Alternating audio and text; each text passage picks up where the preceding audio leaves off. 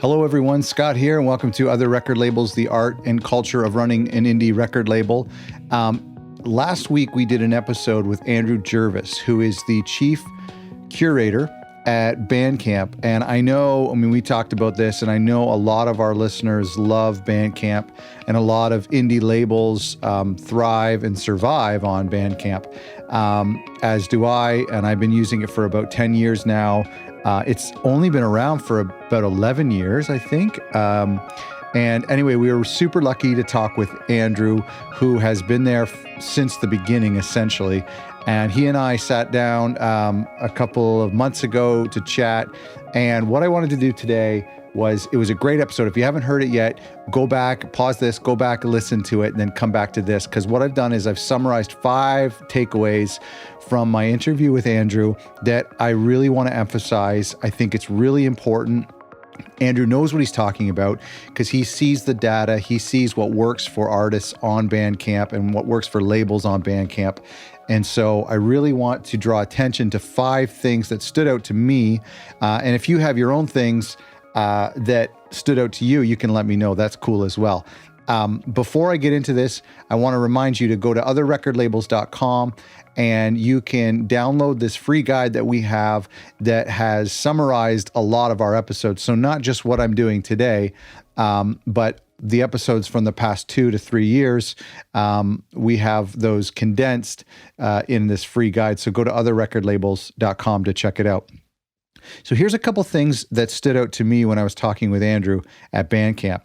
The number one thing is, and again, when I do these little lists, it's not necessarily in order, so don't overthink it too much. But number one is submit to Editorial. So what that means is they have this email address. It's very simple. It's editorial@bandcamp.com. And there is one dude and his team of people who, according to Andrew, if you listen to the episode, they listen to everything that come across their desk. But they will listen to your submissions that you send them.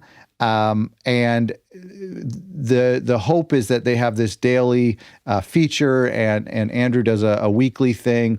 They have an Instagram account where they share new albums. They have a retail store where they carry a select few records.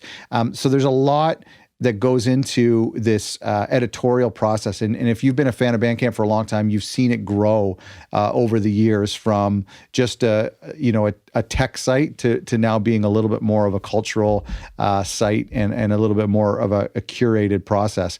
So in order to be successful to send, now there is no guarantee. I mean, they receive so much and they can't cover everything.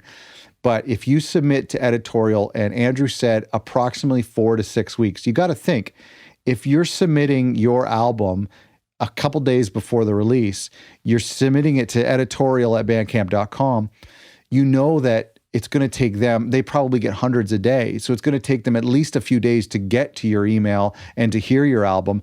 And if by the time that happens, your album's already coming out, you're significantly decreasing your chances of getting covered. So I want you to keep that in mind. So Andrew said 4 to 6 weeks, minimum 4, and maybe 4 or 5 weeks would probably be the ideal. That gives them a lot of time to listen to it and to put it in queue to feature it if they choose to do so. But good luck, because I mean, it's a tough thing.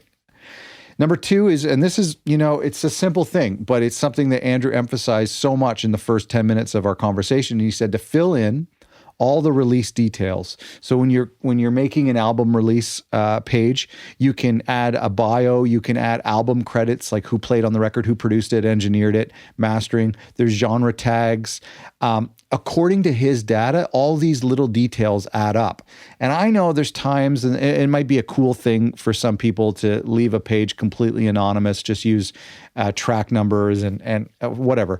But I think for most of us who want the music to get out there and for people to engage with the artists, it's surprising how often, myself included, we just kind of see those forms and just say, produced by whoever, and just a few recorded in 2019 or whatever. I've done that, and I based on Andrew's advice, I'm trying to spend maybe 5 to 10 minutes per release and putting more information in there. And there's another thing we get to in a second about why it's important to add a personality to these pages. But there are these forms that you can fill out in genre tags, and they're there for a reason. So that's the second thing that he mentioned, and I think it's really important. The third thing, and I've seen this successful on my standpoint as a seller of music and as a buyer of music. But the third thing is to make nice product images. You get these cassettes made or you get these records made and you've spent so much money on them, and then you just upload like the album artwork as a JPEG. Andrew emphasized how important it is to get nice product images to display at. He said most sales on Bandcamp are physical. That's phenomenal. And so do a proper photo shoot with your cassettes. It doesn't have to be proper. It could just have a character to it. You could take the best phone that you have that has the best camera, lay it out nicely on a wood floor or a marble floor or a white piece of paper, and take some nice shots so that people see. Because I know if I'm thinking, oh, I'm going to buy this cassette from this artist, but I'm not quite sure. And then I see that it comes with cool stickers or buttons, or that the artwork folds out, then that's usually enough to tip me over to buy it. So he also mentioned, I know that there's Photoshop templates out there in the world for creating your own vinyl product image, but Andrew mentioned that Bandcamp offer templates as well. So there's no reason not to have nice product images of your physical products. Number 4, and this is something we talked about just a few weeks ago, and that's give away free download codes.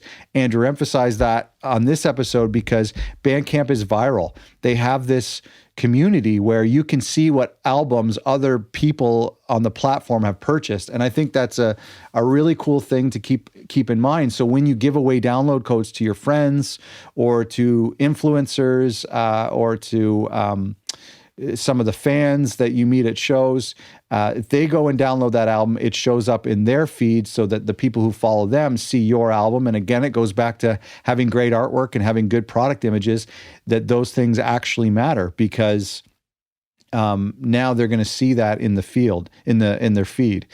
So giving away free download codes is really important. The fifth thing and the final thing that I took away from my interview with Bandcamp was add personality to your page. Honor your super fans and don't let your page be anonymous. Again, we've seen this so many times and it's really frustrating. And I asked Andrew in the interview, if you remember, I asked him what is something that is a service that is underutilized on Bandcamp. And frustratingly, he said it's the lack of information. It's the lack of personality that an artist puts into their page. And I mean, you can do colors. I like to keep things white and simple. I don't want it to get too MySpace looking, but you can add a personality, you can add photos. So you need to think, what's something that I can do from our label's standpoint or for each individual artist's page to make that page feel more personal? Maybe it's a way for the artist to contact you. Maybe you just have a nice little essay of your thought process behind the record. Of course, I'm talking to labels now, but for DIY artists, this is something that a label will need to reach out to the artist and say, hey, can you write just a little note, and we're going to add that in the artwork, or maybe we make a PDF booklet of lyrics, handwritten lyrics that we take photos of and include it as the album. A couple times I've done a bonus track. It's more profitable to sell MP3s on Bandcamp than it is to have them listen on Spotify. So what I've done sometimes is taking an acoustic version or a B-side and included it in the Bandcamp download to incentivize them to buy the Bandcamp download as opposed to Spotify. So there's little things you can do that when people land on your page, you want them to hang out there for a little bit. He told me that in the interview that if you don't offer a song for streaming, it drops your chances by like 30 or 40%. Of somebody buying the record. So obviously I know that a lot of us do that. We always offer something for streaming, but consider writing a note to the fans, giving details of where you're from, links to your social media. And that's something you can do at a label level. And it's something that you can do if you're an independent artist or if you're a label encouraging independent artists to do this. I had so much fun talking with Andrew because, I mean, he's a pretty important dude. And the editorial staff at Bandcamp have really done a great job at feeding underdiscovered or undercovered, if that's the proper term, records to music fans and to indie fans, and I know a lot of us appreciate their taste in music, and so for us who use Bandcamp as this free distribution platform, free in the sense that you can upload there for free. I think it's important that we utilize it properly to increase our chances of the music getting heard. Let me just go back over these takeaways from my interview with Andrew. Number one is submit to Editorial. 4 to 6 weeks approximately. Submit to editorial@bandcamp.com. Number two, fill in the release details, the bios and the credits and genre tags. Don't leave those questions unanswered.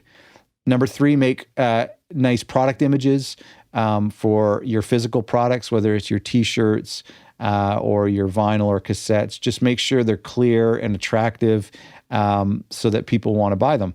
And there's templates for that. Number four, give away free download codes. There's a whole episode a couple weeks ago on that you could re-listen to and why that's important. And number five, add personality to your page, which is really kind of a summary of all of these, is give something for the artist to enjoy and to learn about. I mean, I have these moments as an artist when I upload something that I want to be vague. I think there's something cool about being mysterious. But then and there isn't, but as a music fan, when I discover something, I want to know, who is this person? What do they look like? What country are they from? What instruments are they playing? How did they make this record? Who produced it? What recording studio was it done in? These are things as a music fan that I actually die to know. I find this so interesting. We've talked to so many label owners who grew up reading the liner notes of albums as a child. We don't really have liner notes of albums anymore, aside from vinyl occasionally. But in the digital world, we now have an opportunity in Bandcamp to upload a lot of that information to add some sort of personal way for people to connect with us.